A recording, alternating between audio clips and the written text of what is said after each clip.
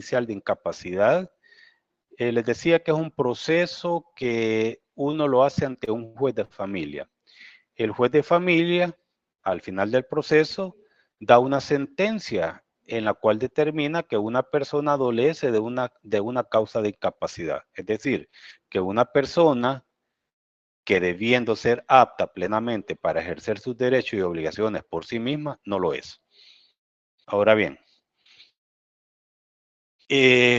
las causales de incapacidad están reguladas en el artículo 293 del Código de Familia. Por eso les pedí pues que tuvieran, digamos, los que puedan, pues obviamente, pues a la mano el Código de Familia. No sé si alguien ubica el 293 y lo leemos para que veamos cuáles son las causas de incapacidad.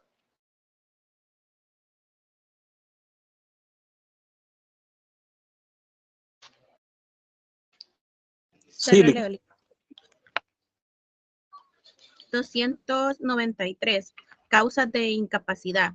Son causas de incapacidad la enfermedad mental crónica e incurable, aunque existen intervalos lúcidos. Y segundo, la sordera, salvo que el sordo pueda entender y darse a entender de manera indudable. 293, ¿verdad? Correcto, son causas de incapacidad. Ajá. Bien, tal como lo han escuchado, este artículo ve como incapacidad la enfermedad mental crónica e incurable, ¿verdad? Aunque en esa enfermedad que nunca se va a curar, hayan intervalos lúcidos. Y la otra causa de incapacidad que regula el 293 es la sordera, cuando el sordo no puede darse a entender. Independientemente del caso que se presente, siempre dirigirá su análisis valorativo a identificar las habilidades cognitivas de las personas y la capacidad que la persona tenga para comprender e interpretar la realidad que los rodea, así como la facultad de expresarse con los de su entorno. Razón por la cual, pues, el artículo 293 ha sido claro en determinar que la segunda causal solo aplica a los sordos que no puedan darse a entender de manera indudable. A entender por ningún medio, o sea, que no se den a entender por ningún medio. Pero si hay algún medio, pues, y se da a entender, pues no hay problema.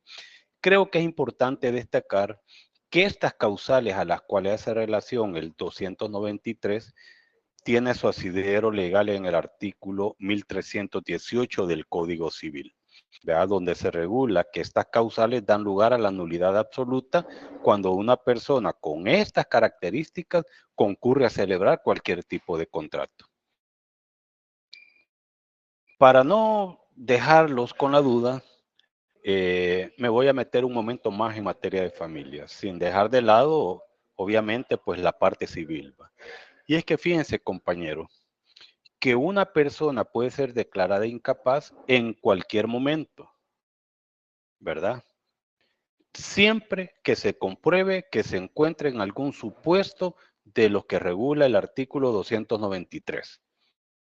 Esos son los únicos supuestos que una persona puede ser declarada incapaz.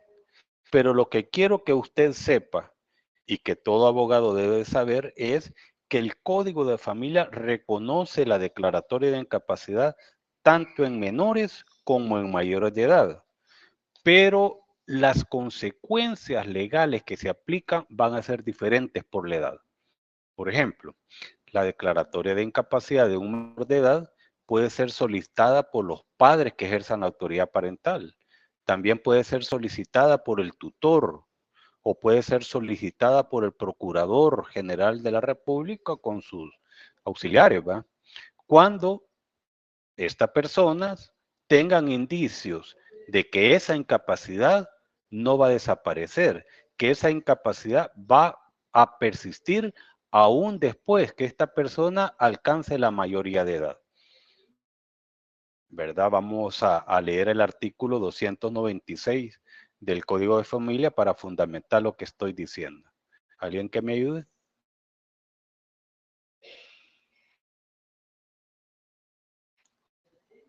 Ahorita, licenciado, se lo leo. Por favor. Incapacidad de menores, artículo 296.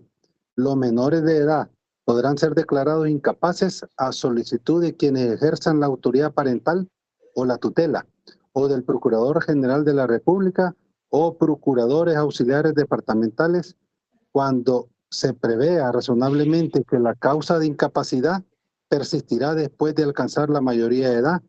Esta declaratoria tendrá por finalidad la prórroga del pleno derecho de la autoridad parental o de la tutela. Ajá, es decir, que si no ha alcanzado la mayoría de edad, o ya alcanzó, perdón, la mayoría de edad, se va a prorrogar la autoridad parental. El padre o el tutor o el procurador, dependiendo de quién sea, va a seguir tomando decisiones sobre esta persona. Ahora, en cuanto a la declaratoria de incapacidad de una persona mayor de edad, puede ser ejercida por cualquier persona con interés legítimo, ya sea los padres, el cónyuge, algún hijo, un hermano, un familiar cercano. Y esta da lugar a que la autoridad parental se restablezca a los padres, ¿verdad? Siempre que estas personas no se hayan casado o acompañado, porque si se han casado o están acompañados, entonces la van a tener la pareja, por decir algo. Entonces, o ya la ley determina que debe seguirse el proceso de nombramiento de tutor, para lo cual se debe cumplir el orden prelativo que predispone el artículo 291 del Código de Familia, ¿verdad? Todo esto lo debe de tener bien claro, digamos, un abogado. Leamos solo por conocer cuál es ese orden, a quienes le corresponden la autoridad parental o la tutela, digamos, a los mayores de edad, el 291 del Código de Familia. Ahorita lo leo, licenciado. Por favor. Artículo 291. Son llamadas a la tutela legítima de los mayores de edad incapacitados en el orden siguiente. 1. El cónyuge. 2. Los hijos. 3. Los padres. 4. Los abuelos. 5. Los hermanos. 6. Los tíos y por último los primos hermanos. Para el nombramiento del tutor se aplicará lo dispuesto en el artículo 277 de este código. Bien, entonces dice el 291. Son llamados a la tutela legítima de los mayores, ya hablamos sobre los menores de edad, ¿va?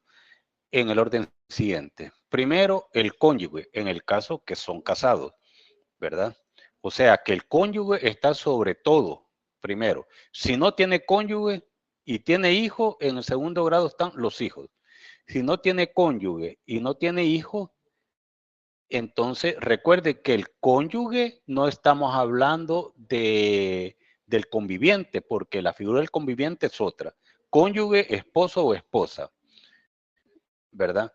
Entonces, si no tiene cónyuge o no tiene hijos, entonces le tocaría a los padres. Si los padres, a los abuelos. Y si no están ellos, a los hermanos. Y si no, a los tíos, a los primos hermanos. Entonces, todas estas personas,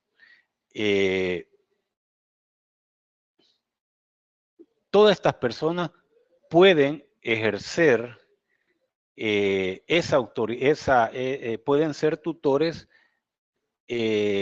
por algún interés legítimo que ellos tengan, ¿verdad? Entonces hacen la solicitud y todo el volado.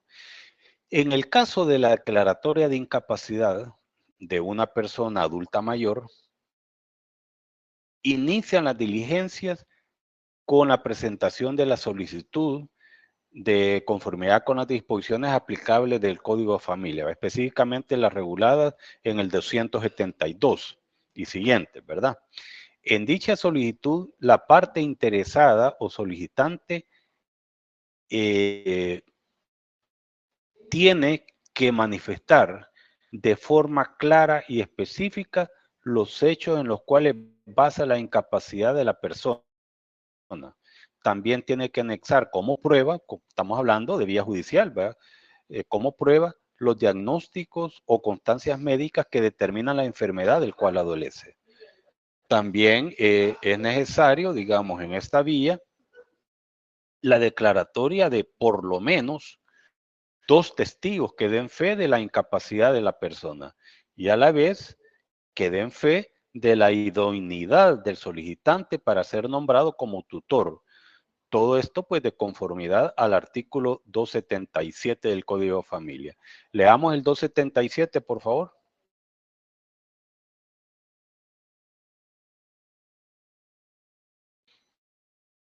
Perdón, dice idoneidad del tutor. El nombramiento de tutor recaerá en quien por sus condiciones personales y sus relaciones con el menor o incapaz sea más conveniente para éste. Por regla general, se procurará que tutor o pupilo sean del mismo sexo. Fíjense, colegas, que el juez de familia al momento de emitir la solicitud ordena un estudio psicosocial a través del equipo multidisciplinario adscrito al tribunal y además puede apoyarse de la realización de un examen pericial al incapaz en el Instituto de Medicina Legal. También el juez convoca una audiencia de sentencia en la cual se procede a la recepción de la prueba presentada por el solicitante. Y ahí también se escuchan las conclusiones de los dictámenes periciales y de los estudios psicosociales. Después de todo eso es que el juez dicta sentencia, ordenando, si el fallo es favorable, pues para el que está solicitando ser el tutor de alguna persona, entonces aquí ordena la marginación, el juez, la marginación de la partida de nacimiento del incapaz, en donde se establece que la persona ha sido declarada incapaz. Y ahí mismo, en esa marginación, dice quién es el tutor nombrado para su representación legal y administración de los bienes. Esto se hace a través del registro del estado familiar de la alcaldía donde se encuentra registrado el incapaz. Entonces, para terminar este punto, la interdicción es la sentencia por la cual un juez incapacita a una persona para administrar y disponer de sus bienes. Hasta ese entonces es que una persona en estas condiciones pasa a ser interdicto. Mientras no hay una sentencia de incapacidad, esta persona sigue siendo incapaz. Pero ya cuando hay una sentencia judicial de incapacidad, entonces este ya reciba el nombre de interdicto, ¿verdad? Entonces las personas a las que se les puede declarar la interdicción son el loco o el demente y el sordomudo que no puede darse a entender ni ser entendido por escrito. Licenciado, Dígame. una pregunta. Entonces, si una persona capaz legalmente adquiere obligaciones, pero posteriormente sufre una enfermedad mental incurable, como dicen ahí, ¿Sí? y es declarado incapaz, ¿quién asumiría las obligaciones que él adquirió? ¿Sería en el mismo orden del 291? Sí, ya cuando lo declara incapaz la persona, es decir, el juez, es porque hubo un solicitante. Ya vimos quiénes son los que pueden solicitarlo. Primero el cónyuge, después viene, dijimos el 2, que es 70 y... Ya lo perdí, por aquí lo tenía. El 291, licenciado. Ahí está en el orden, ¿va? En ese orden es que se solicita, ¿vea? Y si vos estás solicitando algo es porque vos querés ejercer la tutela. Entonces ya al final el juez dice, bueno, con las pruebas que me han presentado, con los testigos, con los exámenes periciales y todo eso, indudablemente esta persona no se puede administrar por sí misma, no se puede por gobernar por sí misma. Entonces, al lugar a la solicitado por el señor Vigil y se nombra tutor del señor Julano de tal o del joven Julano de tal, dependiendo quién sea, ¿verdad? Entonces, hasta ese momento, entonces ahí ya hay interdicción, ¿verdad? Ya hay una interdicción, mientras sigue siendo incapaz. Ok, gracias. Ahora bien, si una persona pierde su capacidad de ejercicio, continúa siendo titular de sus derechos. Pero para ejercer esos derechos necesita la concurrencia de otra persona. Es decir, una persona incapaz o interdicta puede ejercer sus derechos y obligaciones mediante un tutor o un curador. No es que pierda sus derechos, no es que si compró una casa entonces ya se va a perder el derecho de venderla, ¿va? No, él sigue teniendo sus derechos. Lo único que no los va a ejercer él, los va a ejercer, digamos, otra persona, ¿verdad? Por él que solicita al juez, explica al juez, le prueba al juez y toda esa cuestión. Fíjense que estos procesos son yuca. Yo, bueno, he tenido solo dos experiencias en esto de unas personas que, que el papá, bueno, de repente cayó con un Alzheimer, ¿verdad? Y vino la hija de Estados Unidos a ver qué pasaba porque el papá aquí en El Salvador pues solo vivía con la que lo cuidaba. Y la que lo cuidaba, las hijas estaban como atentas, ¿verdad? Entonces le decía, mire, fíjese, su papá se le dice una cosa y después sale con otra y todo.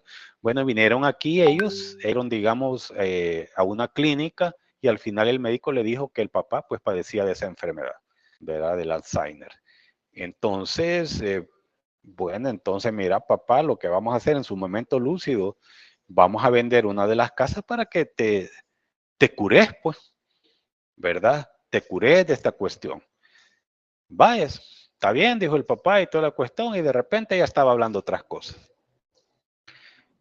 Entonces, llegan a la oficina y me dicen, fíjese de que mi papá está de acuerdo en vender, mi papá padece de una enfermedad, está de acuerdo en vender esto y lo otro y toda la cuestión, ¿verdad? Entonces, uno como funcionario público, ¿verdad? Como notario, no puede celebrar un acto con una persona así, porque uno da fe de que la persona tenía capacidad legal para contratar, que es lo que estamos viendo ahorita. Y la capacidad para contratar, tal como se lo dije, no solo se refiere a la edad.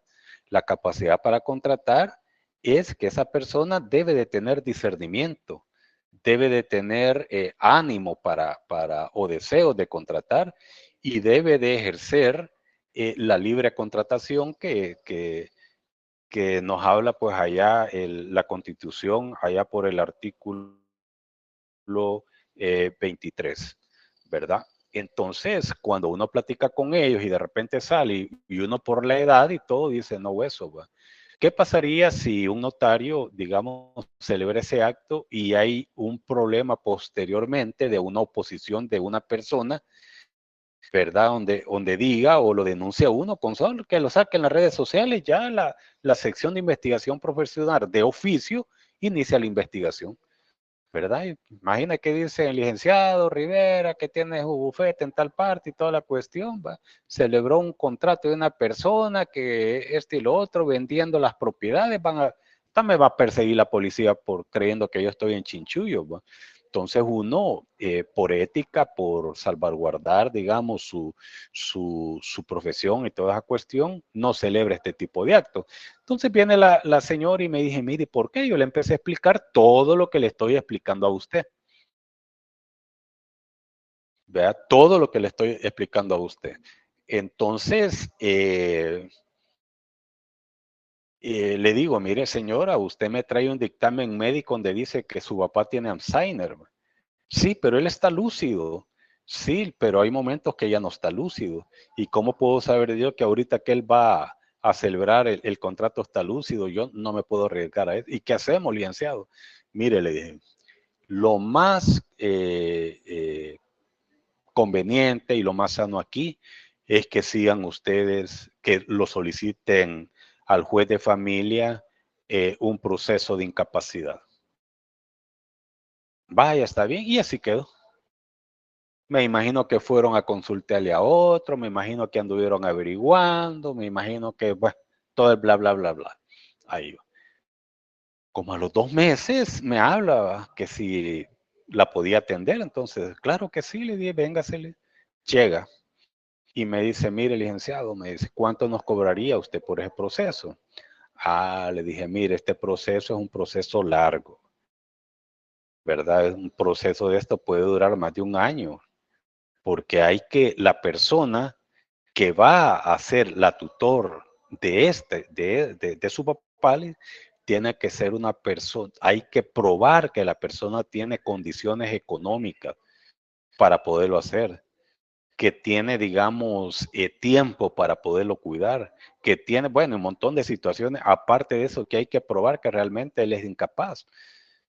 Mire, fíjate que fuimos al banco y no pudimos ni retirar, imagínense que ni la cajera permitió que retiraran ese dinero. ¿Verdad? Y el señor tenía dinero ahí porque arrendan una casa y toda la cuestión y todo va a una cuenta, entonces ellas estaban jodidas con eso. Bueno, démosle, me dijo ella, démosle, ¿qué necesita? Ya le empecé a decir yo todo lo que necesitaban y toda la cuestión ahí. Entonces, es un proceso, digamos, largo, tedioso. Ya les dije a ustedes de que cuando uno solicita conforme a esas disposiciones que ya leímos del Código de Familia, primero uno tiene que probar que realmente quién es uno y por qué lo están solicitando y probar su capacidad. Tiene que anexar todo eso, pues declaraciones juradas, probar de dónde tiene sus fondos, que tiene cuentas bancarias. ¿Por qué? Porque el juez tiene que tener la garantía que esta persona no se va a ir a hartar el dinero del tutor o del tutelado. No se va a ir no se va a aprovechar, digamos, de esa situación. Entonces, tiene que estar seguro, digamos, el juez en ese sentido. Entonces, por eso es que se hace esto vía judicial. Si fuera, digamos, una situación que no hubiera controversia, podría hacerse, digamos, por vía notarial, pero esto puede traer una controversia más adelante. Entonces hay que levantar, por ejemplo, un inventario. Le dije yo, mire, vamos a contratar un abogado que nos levante un inventario, un notario, porque como eso tiene que ser en protocolo. Puchica, míreme, solo ese notario nos cobró casi $2,000, porque como eso hay que decir que tiene tantos pares de zapatos, por decir, ¿cuánto vale cada par de zapatos? Del color tal, que estilo otro y todo el montón de situaciones. Que tiene esto, que tiene la casa, que la casa está compuesta, digamos, de 3 ventanas, que 2 son francesas, que una es Solaire, que las francesas están valoradas en tanto. Mire, si es que es una de no acabar. Y uno presenta eso y las prevenciones del juzgado, que aclare tal punto, que en cuánto está valorado el terreno, que en cuánto valora el carro, que quién lo valoró, que si esta persona está, digamos, autorizada para hacer el valúo, que se presente la credencial del que lo evaluó, mire, un montón de situaciones, ¿verdad? Entonces, son procesos que pueden durar hasta 2 años para hacer eso. ¿Verdad? Entonces, muchas de esta gente, como el caso que le estoy planteando, dejan las cosas tiradas, ¿verdad? Porque ya ahorita nos hemos quedado, digamos, en la prevención que hizo el juzgado de familia, que se probara la capacidad que tenía, digamos, el que iba a adquirir, el que iba a tener la administración. Y la persona está en Estados Unidos. Yo le dije, mire, es que usted no puede estar, tiene que ser una persona de aquí. Cuando nos ponemos a ver, digamos, esa cuestión, vaya, mire, aquí dice primero que es el cónyuge, pero fíjese que mi mamá ya falleció. Aquí dice después que son los hijos. Vaya, aquí estamos nosotros, entonces ustedes aplican aquí. Si ustedes no quieren, entonces nos pasaríamos al que sigue. Pero ¿qué es lo que pasa? Yo tengo que probar por qué no quieren ellos. Hay que presentar, digamos, acreditar por qué para poder pasar, digamos, al otro orden. Y así es esta cuestión. Entonces es un poco complicado. Al final, pues ella dijo, bueno, mire, vamos a continuar aquí, ni modo. La cuenta, digamos, hay que esperar que mi papá fallezca para ver quiénes son los beneficiarios de la cuenta bancaria, ¿verdad? Hay que esperar que mi papá fallezca para aceptar herencia. O sea, se fueron por esa vía, porque no se podía más. Y vamos a hacer nosotros aquí, porque eran 2 hermanas, vamos a hacer el esfuerzo por seguirle pagando a la muchacha y la hospitalización y todo ese montón de cosas y toda la cuestión. Vamos a hipotecar una casa, bueno, y bla, bla, bla, todas. Entonces vean ustedes de que no es fácil, digamos, esta cuestión, ¿verdad? Es un poco, digamos, así como complicado. Entonces, les decía de que estas personas no es de que pierdan sus derechos. Ellos siguen siendo titular de aquellos derechos que adquirieron cuando nacieron, alcanzan la mayoría de edad, pero ya no los pueden, digamos, seguir ejerciendo y necesitan que se les nombre una persona de estos para que los pueda, ¿cómo se llama?, hacer con ella. Entonces, estas personas tienen como una limitante. Para aclarar este tema, debido a que muchos compañeros, abogados, estudiantes también, confunden estas dos instituciones, es decir, la tutela y la curatela, voy a tratar de explicar cada una de ellas. Ya vimos cuál es el procedimiento judicial, ¿verdad? Vamos a explicar cada una de ellas porque tengo la seguridad que en un momento se le va a presentar un caso donde una persona es dueña de una casa o de algún bien y por su incapacidad no la puede transferir o no puede otorgar un contrato. Entonces la ley nos da estas opciones para garantizar el tráfico jurídico y garantizarle a este tipo de personas su derecho constitucional a la libre contratación.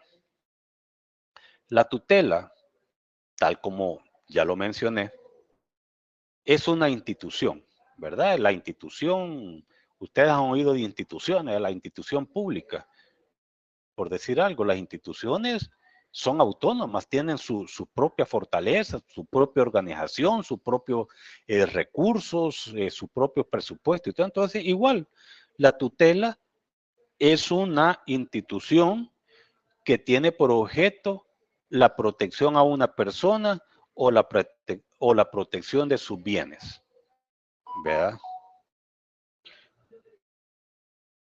Entonces, la tutela va a proteger a una persona o va a proteger los bienes de esta persona, valga la redundancia, ¿verdad? Que es declarada incapaz de gobernarse por ser menor de edad. Veamos qué es lo que nos dice al respecto de ese el artículo 272 del Código de Familia. Ingrid, no sé si me ayuda el 272.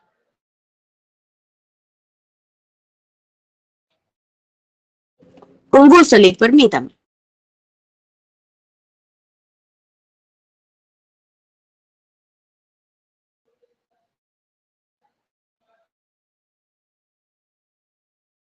Me dijo licenciado 272. Sí.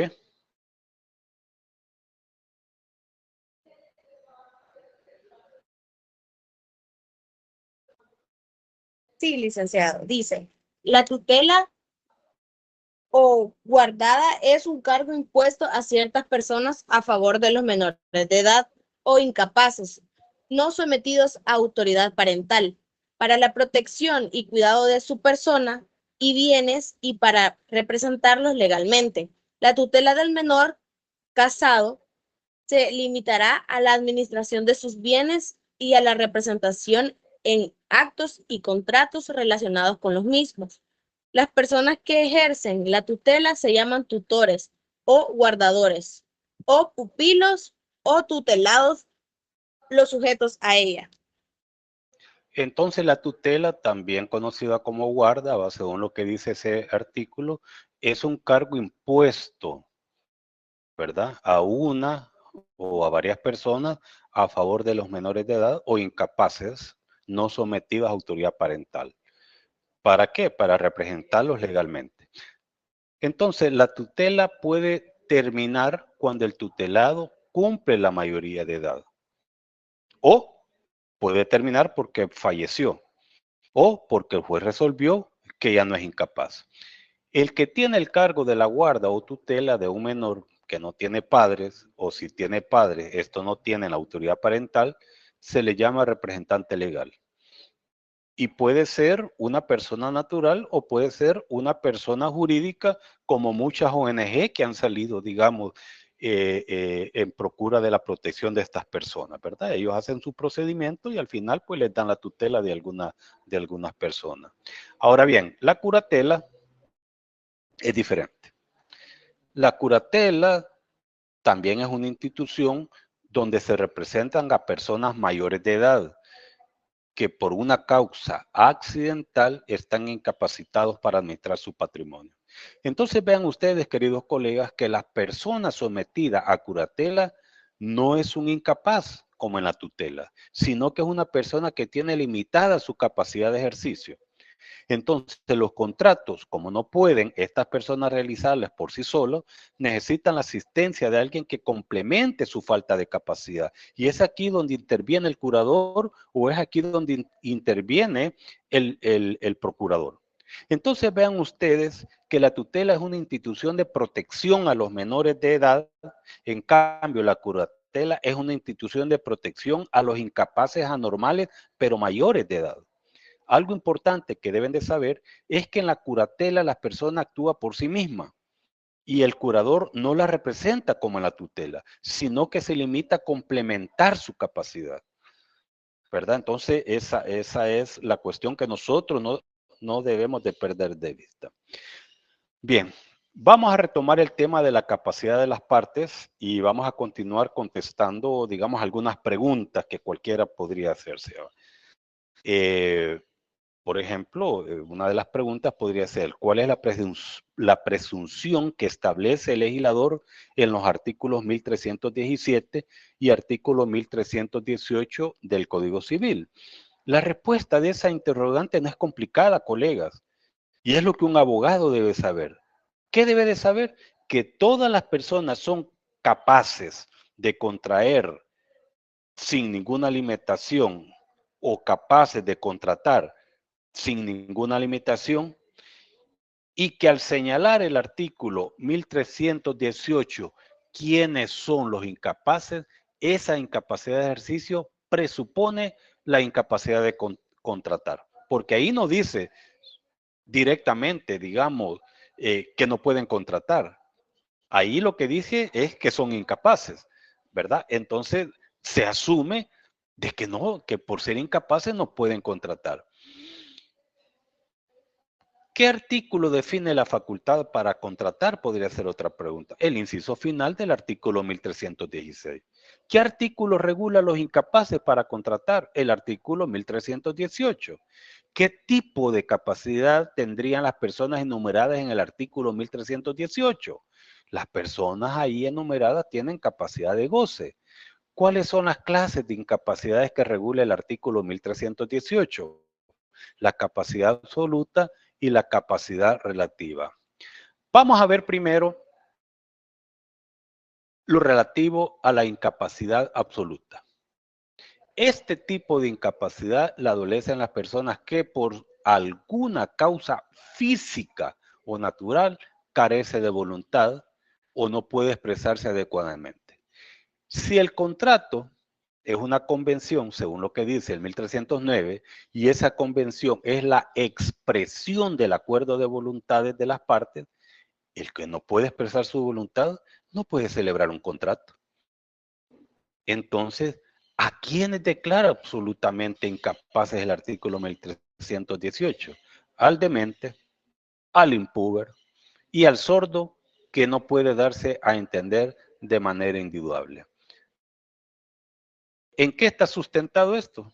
Veamos aquí, pues. Solo léame a alguien el inciso.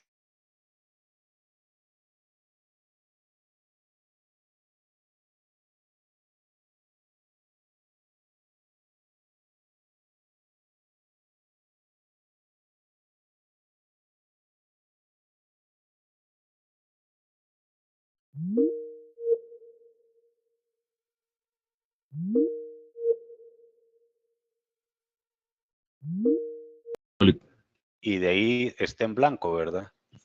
Sí. Bien. Voy a quizás a dejar de presentar y lo voy a volver a cargar para que corregir, digamos, esa. Vamos a ver aquí compartir.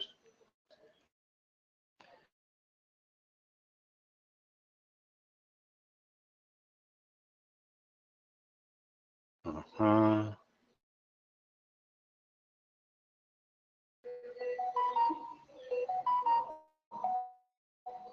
Vamos a ver aquí. A ver por qué no aparece tutela, curatela. Bueno, ni modo.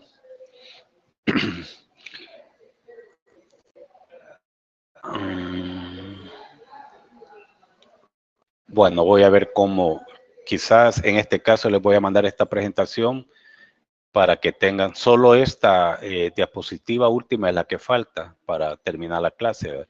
Pero de aquí, digamos, solo tenía como una guía para ir, digamos, dando la clase, pero ya no me pasa. No sé por qué. Oh, espérenme, vamos a hacer otra cosa diferente. Vamos a dejar de presentar. Vamos a abrir aquí donde tengo la presentación.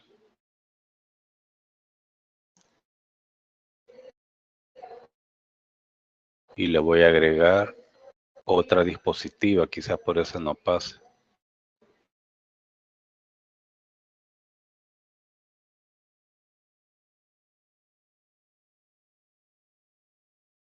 Bien.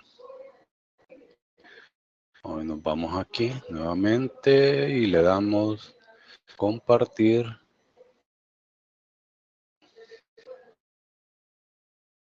Abrir. Si ya no funciona aquí, pues ni modo, nos vamos. O sea, nos vamos con lo que estamos, no es que nos vamos para la casa. Bueno, ustedes ya están en casa algunos. ¿Quiere reanudar este video? Reanudar. Hoy sí. Bien. Bien, entonces vamos a ver primero lo relativo a la incapacidad absoluta. Este tipo de incapacidad la adolecen las personas que por alguna causa física o natural carece de voluntad y no puede expresarse adecuadamente, les decía. Entonces, para eso, pues leímos el artículo, el inciso primero del artículo 1318. Entonces, el primero es el demente. El demente es una persona con problemas o trastornos de sus facultades mentales que puede ser momentánea o podría ser permanente. En otras palabras, es un loco. Pero aquí viene la pregunta. Para que el demente sea incapaz de contratar, ¿es necesario que sea declarado interdicto o que únicamente esté recluido en el manicomio o que solo sea loco, por decir algo? Antes de dar respuesta a esta interrogante, quiero aclararles, y que de alguna forma ya lo expliqué, que la interdicción es una prohibición absoluta relativa que decreta un juez a favor de una persona, ¿verdad? Donde se le prohíbe celebrar contratos. Entonces, este trámite judicial es necesario cuando la persona no puede expresar su voluntad en algún contrato que debe realizar. Un buen ejemplo sería una persona que adolece de Alzheimer, ¿verdad? Volvamos a la pregunta. Para que el demente sea incapaz de contratar, es necesario que sea interdicto o que esté recluido en un manicomio o que sea loco, dijimos. La respuesta es no. Solo basta que esta persona esté trastornada para que sea absolutamente incapaz, ¿verdad? Es decir, y si es absolutamente incapaz, yo no voy a contratar con ella. Yo no voy a ser el notario que voy a contratar. Si alguien viene y me dice, mire, fíjese de que él realmente tiene Alzheimer, por decir algo, y aquí está el dictamen médico y todo, yo no lo contrato.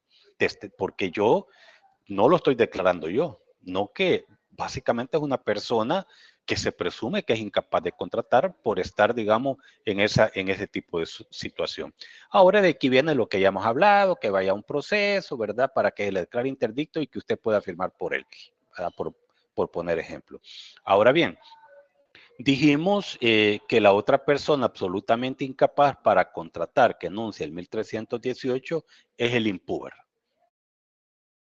Los impúberes son las personas que no tienen aptitud para engendrar, ¿verdad? Entonces, el 1318 habla de impúber, pero ahora bien, ¿quién es el púber? Ojo, no dije impúber, dije púber.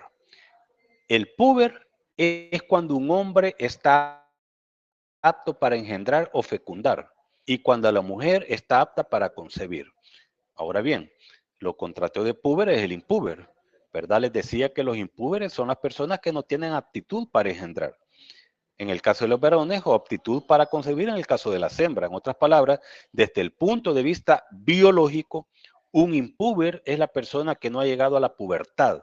Es decir, no puede reproducir. Pero desde el punto de vista legal, el impúber es la persona que no ha alcanzado la edad que dice el artículo 26, que generalmente coincide con el inicio de la adolescencia. Aquí se genera la pregunta: ¿por qué la ley declara incapaces a los impúberes? Porque la ley estima que debido a que no ha alcanzado su desarrollo físico integral, no tiene voluntad ni aptitud para celebrar contratos donde adquieran obligaciones.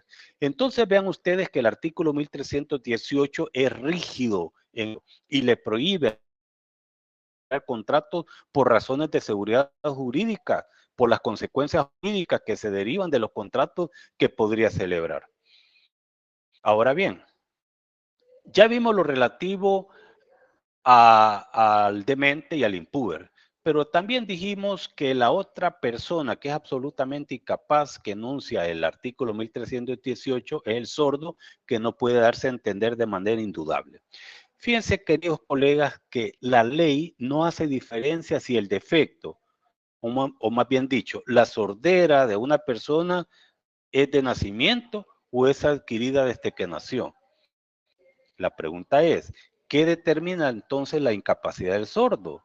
La incapacidad en este caso no es que la persona no pueda oír o que no puede escuchar, sino el hecho de no poder darse a entender. Si un sordo puede darse a entender sin la intervención de otra persona, no hay problema, puede contratar. De lo contrario, no le permite la ley. Me imagino que esto se reguló en aquella época porque la tecnología no era como ahora. Sin embargo, el Código Civil sigue vigente y es la norma que se tiene que aplicar. Quizá el legislador vio al sordo que no puede darse a entender como una persona que tiene obstáculos en el acceso a la información.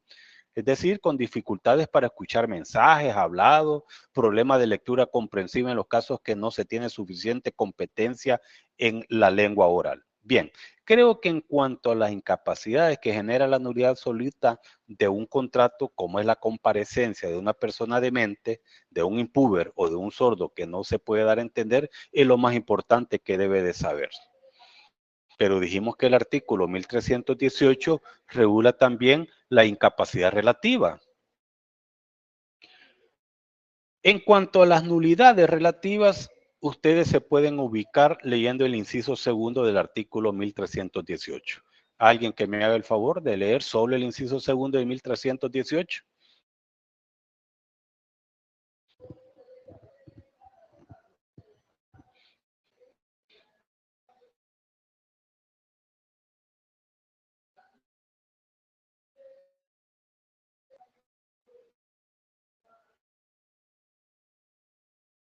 Se lo leo. Por favor. Son también incapaces los menores adultos y las personas jurídicas, pero la incapacidad de los primeros no es absoluta, pues sus actos pueden tener valor en los casos determinados por la ley. En cuanto a la persona jurídica, se considera absolutamente incapaces, en el sentido que sus actos no tendrán valor alguno si fuesen ejecutados en contravención a las reglas adoptadas por el gobierno de las mismas. La incapacidad relativa es la que adolecen algunas personas que la ley declara incapaces por su edad, por su estado civil o por otras circunstancias. Ahora bien, este tipo de personas, al contrario de los absolutamente incapaces, puede celebrar contratos por sí mismo. Pero la pregunta es, ¿por qué se llama incapacidad relativa? Y la respuesta a esta pregunta es lo que un abogado debe de saber. Se llama incapacidad relativa porque este tipo de incapacidad no nace de una causa física o de una causa natural, sino que se origina de la ley. Y el objeto de la ley al regular esta incapacidad es proteger a determinadas personas que de acuerdo a su condición se adecúan a esta incapacidad o también proteger sus patrimonios. Ustedes deben de saber que hay actos que son de carácter personalísimos, que no los puede realizar el representante legal del relativamente incapaz, sino que deben de ser realizados por el mismo menor de edad o por el mismo incapaz, ¿verdad? Por ejemplo, el representante legal no puede casarse por el incapaz. El que se tiene que casar es el relativamente incapaz. Ya la ley de familia regula en el matrimonio este tipo de hechos jurídicos. Fíjense bien, el Código de Familia regula como regla general que un menor de 18 años no puede contraer matrimonio, ¿verdad? E incluso no puede casarse los que no tienen pleno uso de su razón, ni los que no pueden expresar sus consentimientos. Esas personas no pueden casar. Pero en cuanto a los menores de edad, es decir, los relativamente incapaces, dice el Código de Familia que necesitan el asentimiento de los padres, del tutor, y si no tiene tutor, del Procurador General de la República.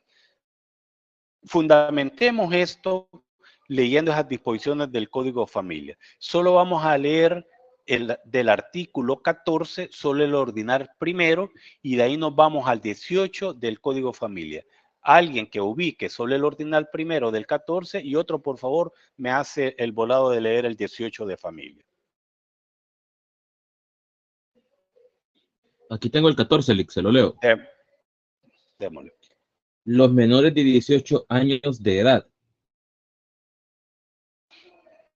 No, pero antes. Pucha, que ahí no dice mucho.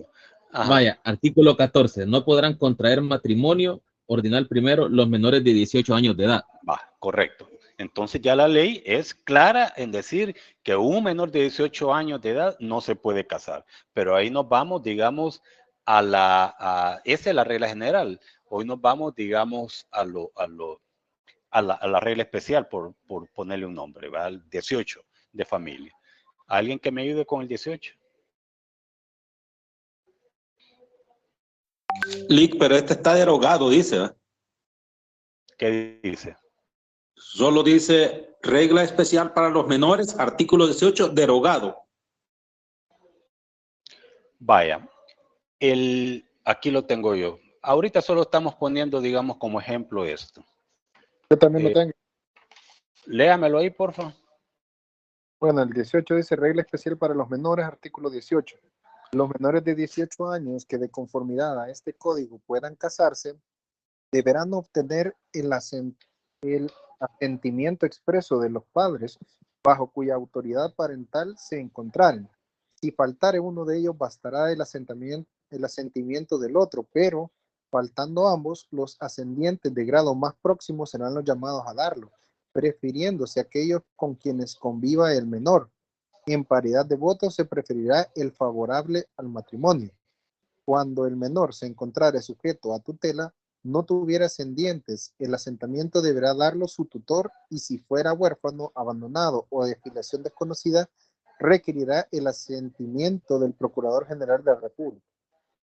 Vaya, este artículo les parece derogado, pero como muchas disposiciones del Código de Familia relativo a los menores, lo ha retomado la ley Nacer Juntos o Crecer Juntos, algo así se llama, ¿verdad? Ahí lo van a poder ubicar.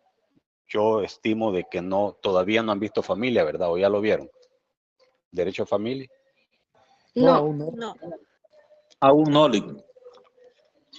Vaya, estos temas básicamente los van a ver. Bien, dijimos que un menor para contraer matrimonio necesita el asentimiento de los padres. Y ahí, ¿verdad? Lo que se leyó. Pero en primer lugar hay que entender o que tener claro lo que dice el artículo 18 del Código de Familia en la parte donde dice que deberán obtener el asentimiento expreso de los padres bajo cuya autoridad parental se encontraren.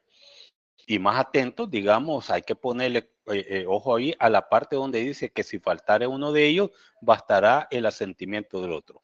Para interpretar esto, hay que saber qué significa asentimiento. Antes se creía que asentimiento y consentimiento eran dos cosas totalmente diferentes, ¿verdad? Ahora, digamos, la ley Crecer Juntos ya lo viene, digamos, como a homologar, ¿verdad?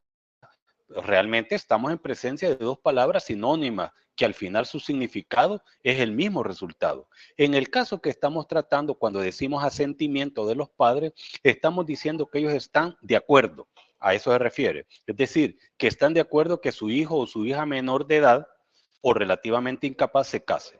En otras palabras, lo aceptan, lo autorizan y que no se oponen a que se lleve a cabo el matrimonio de su hija menor de edad o de su hijo. Ahora, con respecto al asentimiento expreso de los padres, hay que tener mucho cuidado al interpretar lo que la ley dicta cuando dice que si faltare uno de ellos, bastará el asentimiento del otro. Esto hay que interpretarlo de esta manera. Cuando dice si faltara uno de ellos, es porque se está refiriendo que uno de ellos ya falleció. En este caso hay que comprobar su ausencia por medio de partida de función. En este caso sí aplica lo que manifiesta el artículo 18 del Código de Familia, la parte donde dice si faltara uno de ellos, bastará el asentimiento del otro. Entonces, sí bastará el asentimiento del padre sobreviviente para autorizar el matrimonio de su menor hija. Pero en ningún momento habla de que su ausencia sea por paradero desconocido. Pero cuando alguien dice que se encuentra en los Estados Unidos o en cualquier parte del mundo, entonces quiere decir que saben dónde se encuentra el padre.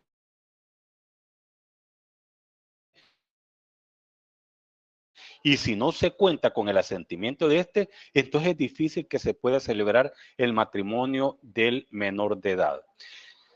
También hay actos como el testamento que por su carácter personalísimo no puede realizarlo el representante legal del incapaz. Tiene que ser el incapaz, ¿verdad? Ya la ley detalla una serie de inhabilidades que si un incapaz adolece de alguna de ellas, no podrá celebrar su testamento, pero eso es en materia de sucesiones. Pero de lo contrario, sí puede celebrarlo, ¿verdad? Eso lo pueden verificar ustedes leyendo del inciso primero del artículo 1000, que habla de los actos personales, que el testamento es un acto de una sola persona. Creo que está el inciso primero del 1000, el 1001 y el 1002, por ahí, ¿verdad? Si quieren saber, digamos, al respecto en cuanto a que el testamento puede ser realizado por un menor. Hay otro que tiene que hacerlo el incapaz, otro acto que tiene que hacerlo el incapaz, y es el reconocimiento voluntario de un hijo, el cual el Código Familia en los artículos 143 y 145, ¿sí? 145, establece la edad que alguien lo puede hacer sin ser representado por otra persona.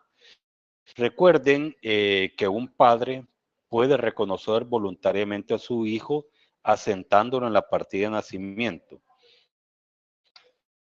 ¿verdad? O lo puede reconocer a través del acto público del matrimonio, ¿verdad? Y aparece ahí. Yo por eso en algunos les digo, mire, ¿y tienen hijos? Sí, tenemos hijos. Y lo van a reconocer en el matrimonio. Ahí se dan cuenta que se puede, ¿verdad? Y que se puede decir. ¿Y cómo hacemos? Solo tráigame la partida de nacimiento de él y se pone una cláusula accidental donde dice de que ellos van a reconocer que el señor Julano de tal, porque es hijo de ella, por poner un ejemplo, ¿va? Reconoce por medio de este acto, ¿va? Como hijo suyo al joven o al niño o niña, lo que sea, Julana de tal, ¿va? De tantos años de edad, del domicilio tal, le pone uno ahí, ¿va? Que según partida de nacimiento número tal, de folio tal, número tal, asentada tal, suscrita por Julano de tal, nació tal, y, bueno, y empieza a relacionar eso. Entonces, ahí procede, digamos, también el reconocimiento, digamos, de esta persona. También puede reconocerse ante el Procurador General de la República. Uno llega a la Procuraduría, mire, fíjate que vengo a reconocer, bueno, está bien. El Procurador, el Código Familia le da facultades para hacer reconocimiento. También podría hacerlo en un testamento, ¿va? O en cualquier escritura pública, aunque no sea ese el fin del contrato. Pero todos estos actos tienen una limitante, y la limitante es que el que puede reconocer la paternidad es una persona que, según el artículo 26 del Código Civil, sea de menor adulto para arriba. De lo contrario, tiene que tener autorización o necesitar el consentimiento de su representante legal. Entonces, Todos estos actos que he mencionado son viables, pero para que surtan efecto, deben celebrarse cumpliendo los requisitos legales que establecen las leyes. Si se omiten, adolecerán de nulidad relativa. Entonces vean ustedes, si es algo que un abogado debe saber, que hay diferencias entre la incapacidad absoluta y la incapacidad relativa. Los incapaces absolutos necesitan un representante para celebrar un contrato y los incapaces relativos requieren de una autorización del representante. Lo otro es que los contratos de los incapaces absolutos adolecen de nulidad absoluta y los contratos de incapaces relativas adolecen de nulidad relativa. Y algo importante es que los contratos de los incapaces absolutos no producen obligaciones y los actos de los incapaces relativos producen una obligación de índole natural. En conclusión, pues, los actos o contratos pueden ser nulos o válidos. Lo otro es que la nulidad es una sanción legal a un contrato por no cumplir los requisitos legales necesarios para su validez. Obviamente, las nulidades siempre tienen que ser declaradas por un juez. Y finalmente, mencionarles que no puede renunciarse a la acción de nulidad, tal como lo hace ver el artículo 1340, ¿verdad? Ok, no sé si hay alguna pregunta.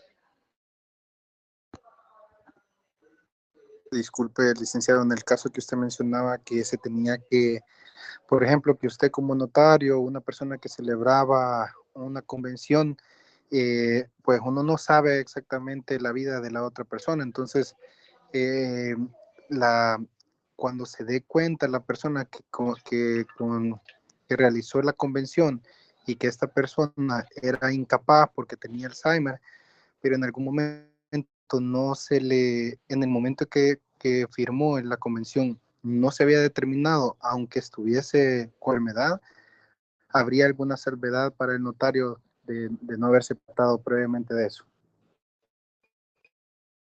Sí, porque uno da fe, digamos, por eso hay una palabra donde dice, y me dicen, ¿verdad?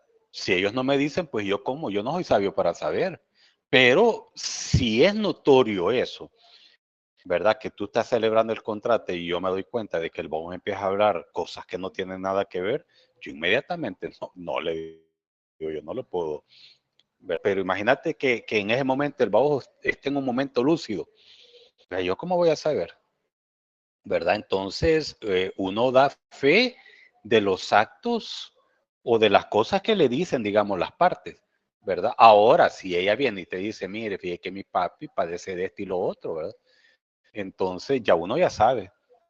Y si uno celebra ese acto y alguien no está de acuerdo, ahí es donde entramos a la nulidad absoluta. Puede seguir un juicio de nulidad absoluta, de nulidades de contrato, que es un juicio normal, una solicitud normal que en tal fecha, ante el oficio, señor juez de familia, de tacha o señor juez de lo civil, dependiendo, usted lo puede hacer en cualquiera de las dos vías. Yo, Juliano de tal, apoderado judicial de tal y tal y tal, en representación del señor Juliano, porque como hay que hacerlo a través de un abogado, ¿verdad? Y empieza a relatar el cuento en tal fecha ante el oficio del licenciado Mauricio Antonio Rivera, vea, a las tantas horas de tal día se celebró el contrato de compraventa de un bien inmueble ubicado en tal parte, de cuya descripción técnica es la siguiente, que no es el qué, por el precio tal y tal y tal, a favor del señor Julano de tal y tal y tal, habiendo pagado el precio y toda la cuestión, y cha. ¿Verdad? Ya dice todo el cuento, ¿va? En ese sentido, señor juez, respetuosamente expongo, ¿verdad? Que el señor Julano de tal, quien era el vendedor del inmueble, que compareció en ese acto como vendedor del inmueble, padece de una enfermedad llamada Alzheimer, lo cual pruebo con el diagnóstico con médico, ¿verdad? Que le hizo el doctor Julano de tal y tal y tal y tal, a las tantas horas de tal parte, el cual anexo a esta solicitud. Por lo cual pido se declare nulo absoluto el contrato celebrado ante los oficios del notario Julano de tal y tal y tal por esto y por esto es. ¿Verdad? Eso es todo lo que usted va a pedir.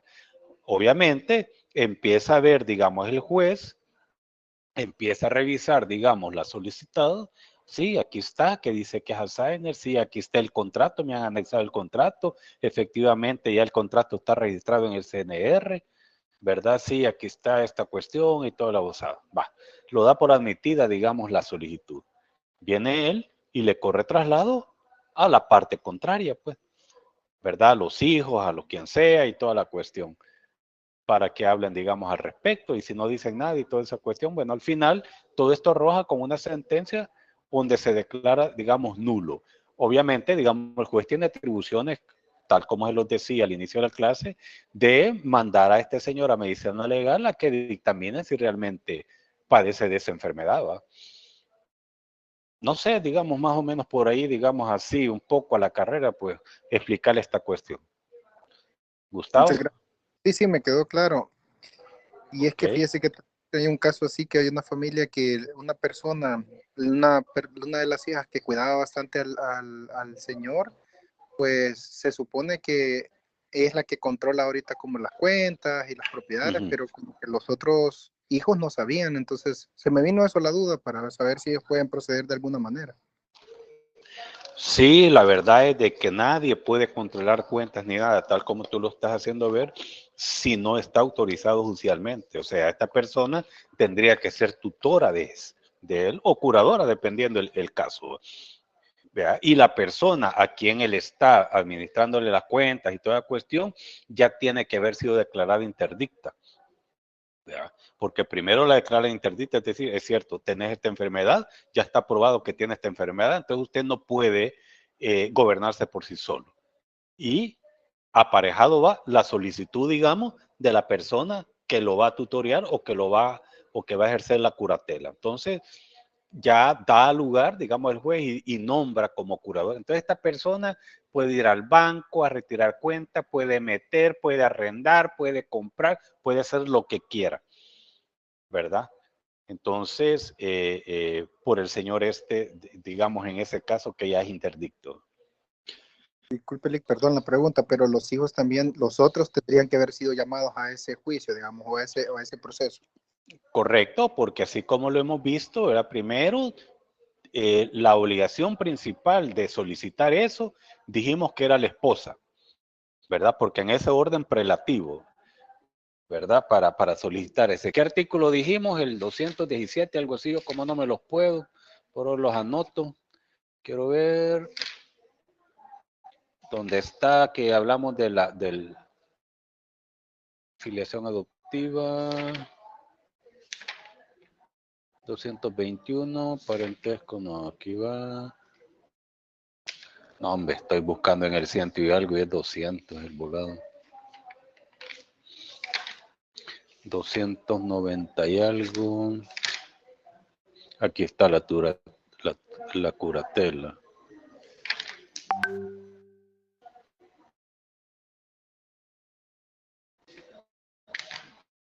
El 291 dije, son llamados a la tutela legítima de los mayores de edad incapacitados en el orden siguiente. Primero el cónyuge. Si no hay cónyuge, le toca a los hijos. Si no están los hijos, a los padres. Y así va en ese orden. Pero en el caso que tú me estás planteando, los hijos tuvieron que haberse dado cuenta, en el caso de este proceso, pudieron haberse opuesto, ¿verdad? Y si no, pues ellos lo pueden. Ellos pueden, realmente, digamos, la responsabilidad de la tutela la puedes tener tú, aunque lo cuide Wendy. No importa, pero si le llega a pasar algo, el responsable vas a ser tú, no va a ser ella. Ella lo que está haciendo es haciéndote el favor o es porque es empleada tuya que está cuidando, digamos, a esta persona. Mucha gente así lo hace, ¿verdad? Digamos, en el caso que yo les planteaba, esta persona que había venido a Estados Unidos, ella iba a ser la tutora, pero ella iba a regresar a sus actividades normales a Estados Unidos y iba a continuar cuidándolo al papá, la señora que siempre lo ha cuidado en su casa, ¿verdad? Lo único que ahora ya con las facultades de poderle dar un poder a esta señora para que pueda sacar el dinero del papá, de poderle dar, digamos, un poder para que lo lleve a donde sea, que lo saque del país, que ande con él, ya es diferente la situación. Pero si una persona de estas no tiene un tutor nombrado, no puede ser, lo sacan del país. ¿Cómo? Es más, digamos, Bueno, nada menos ahora llegó una persona, no sé si tenga que ver con este tema que estamos viendo, pero les voy a contar el chambre. Llegó una persona y me dice, mire, fíjate que estoy desesperada, licenciado. ¿Y por qué se desespera, señora? Porque es una señora ya setentona, ¿va? Fíjese que mi hija está ingresada mi nieta está ingresada en el hospital Talmer. Y el hospital solo se la entrega a los padres, me dice. Y los padres de él, bueno, el papá nunca se responsabilizó y la mamá está en Estados Unidos. Y bueno, ¿y cómo es que le ingresó usted? Le ingresamos de emergencia porque el hospital no puede, por la misma, digamos, cuestión de una emergencia, o sea, tiene que aceptarlo. Pero ahora, digamos, no me le entregan a mí, tienen que entregársela a él. Juélale, y su mamá, y la mamá de la niña va a venir. Pues ese es el problema, que ella no puede venir. Si viene, ella no puede regresar porque está ilegal, va. Imagina el problema. No, hombre, le dije que mire, señora, hagamos ya una escritura de guarda, de protección, donde donde la mamá se lo está dando a usted, ¿verdad? Así se llama, digamos, la señora va a seguir teniendo la representación legal allá, pero dentro de la representación legal también está guarda, cuido y no sé qué diablos se llama lo otro, que es una escritura pública que uno hace, que se la da, digamos, a una persona diferente a que es la mamá. Entonces se fue la señora, ya en la tarde me estaba hablando, dicen aquí el que ve las cuestiones aquí de las legales del hospital, que sí que necesita esa escritura para poderla dar. Puchica, ya le hablé a la señora, va y mire, deme el teléfono a la señora, le hablé a Estados Unidos y me dice ella, mire, yo como sea, pero otro día más ya no lo puedo pagar en el hospital. Vaya chivo, le dije yo, entonces mándeme un poder y ya se lo estructuré yo que diga todo esto, para que yo pueda, digamos, darle esa responsabilidad que usted tendría vía notarial a su abuela para que su abuela lo pueda sacar. Ya con eso, pues, con eso, yo, digamos, cuando la gente me dice, mire, fíjate que me voy para España, me voy para allá, mire, ¿y con quién queda su hijo? Ah, queda con mi esposo. Ah, no, pero hay que hacerle una escritura donde usted le está dando la guarda, el cuido y todo eso para que él en determinado momento, si la quiere ir a ver a España, pueda salir con ella. Ya no va a necesitar su firma. Si quiere ir a Guatemala, pues si la quiere matricular en el colegio, si tiene un accidente y alguna cosa en el hospital, no va a haber problema. Entonces hay muchas cosas que se pueden hacer. Bien, queridos colegas, ya los aburrí quizás con esto, ¿verdad? Entonces... Excelente, bien. No, para nada. Para nada. Estamos con todo. Tecniqueando ahí jurídicamente. Ah, está bueno. Bien, entonces nos vamos a quedar aquí, colegas. Ya el martes pues tenemos el parcial, ¿verdad? Sí. Lean algunas cosas ahí, ¿verdad? Recuerden de que el parcial en términos generales, pues usted debe de saber, digamos, cuál es la diferencia de un contrato gratuito con un oneroso, vea que es un contrato, digamos, imperfecto, cuáles son los contratos unilaterales onerosos o gratuitos, ¿va?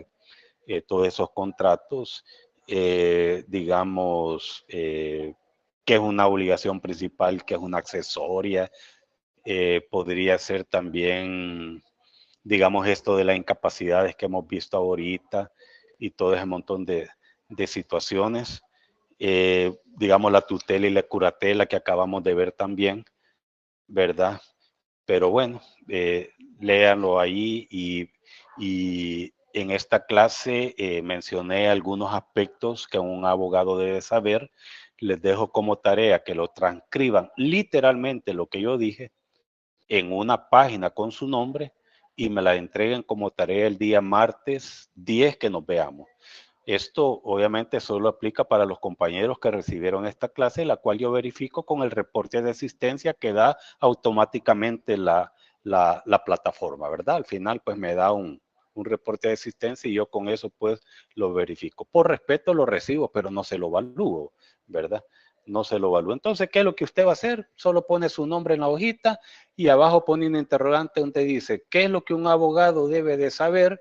1, tal cosa. 2, tal cosa. 3, y enumera, digamos, lo que hemos hablado, que son las cosas que a mi juicio usted, cuando sea abogado, no debe de olvidar y debe de tener como presente. Entonces, ¿estamos claros, colegas? Sí, Liz. Claro, licenciado. Bien, entonces quedamos hasta aquí, pues, queridos compañeros, y nos vemos pues el martes, ¿verdad? Con todo. Para avanzar el martes, usted ya se pone alineadito, ¿va? Para no estar perdiendo que ponga usted aquí, que ponga allá. Digamos, si usted le va a copiar al otro, ya se puso de acuerdo, que no sea tan evidente, ¿va? Y cosas así, ¿me entiende? ¿Va? Bien, nos vemos entonces, pues, colega. Bien hecha la copia, Liz. Feliz noche, Liz. A disimular, Buenas noches, Liz. Feliz Feliz noche. noche.